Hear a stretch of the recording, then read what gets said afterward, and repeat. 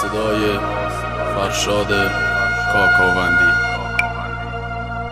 دڵم تەنگە گشکە سەگەم ئەڕاچەوەی لە پاک تۆ دووارە ڕووز پەنجشەمەس هاتمە سەر خاک تۆ.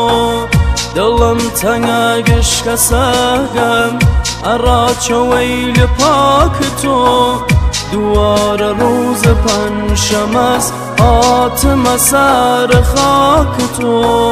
هاتم و پیت بیشم عزیز بەهانی تۆ گری دڵم هەنار یەکەم زوان بەساسوە وەختی کە چیرە گوڵم. هاتم و پیت بیشم عزیز بەهانی تۆ گری دڵم هەنار یەکەم زوان بەساس وە وەختی کە چیرە گوڵم وە وەختی کە چیدە گوڵم. دوێ شەویش جوورە هەر شاوت وەجایە ئاشک خوێن هات لە چاوم. گەردە چاوە خیس خەفتم و هەمیش تو هاتی دەخاوم. وە گەردە خوەم وتم خدا چه ڕۆیای خوبێگە وتم خدا بیل بخەفم کە تا ئەبەد خاوم تێ مەوەی خاوە هەز نییە. دیمد و دەست گردم گیرە کردم وتم نەچوو مەوەیرە تەنیا نەیلە تو چید و وەخاو پەڕیم تەک و تەنیا منم گەردە کابوسە ئیشە وەیلە.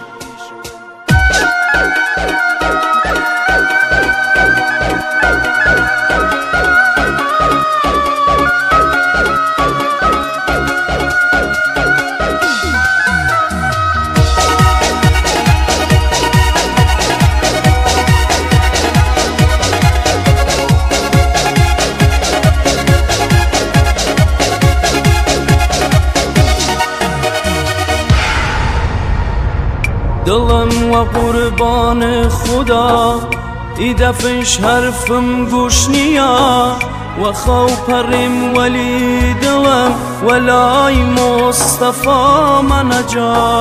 دڵم وە قوربان خدا ئیدەفش هەرفم گوش نییە وەخەو پەڕیم وەلی دڵم وەلای مۆستەفا مەنەجا.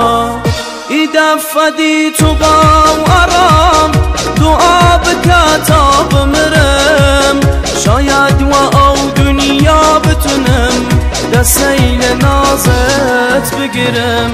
ئیدە فەدی تو باو ئەڕام دوعا بکە تا بمرم شاید وە ئەو دنیا بتونم دەسەی لە نازت بگرم دەسەی لە نازت بگرم. مصطفى گیان نه فقط پنجشەمە هەر ڕۆژ تێمەرا سەر خاک تۆ ئەوشەم هەڵس کە دڵتەنگە عاشق سینە چاک تۆ.